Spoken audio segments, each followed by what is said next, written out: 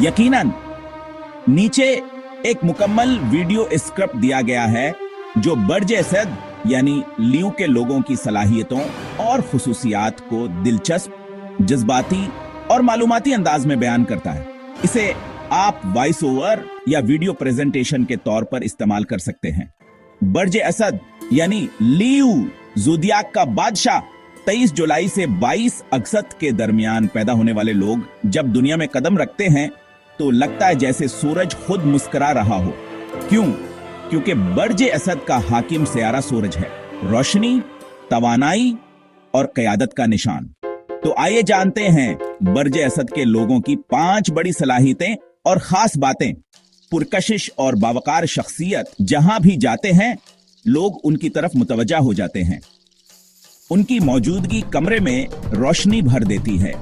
उनका अंदाज़े गुफ्तगू, लबास और अंदाज़े फिक्र सब में एक खास शान होती है।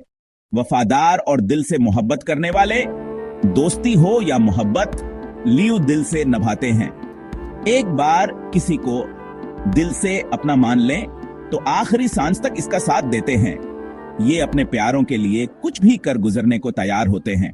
तख्लीकी और फनकाराना मजाज, अदाकारी, मौसीकी, डिजाइन या किसी भी तख्लीकी मैदान में इनके ख्यालात मुनफरद होते हैं और ये अपने जज्बात को फन में बदलने की हैरत अंगेज सलाहियत।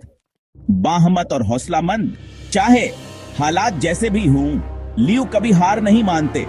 उनके अंदर एक ऐसी आग होती है जो उन्हें हर रकावट को पार करवा देती है। उनके लिए नामुमकिन कोई लफ्ज नहीं।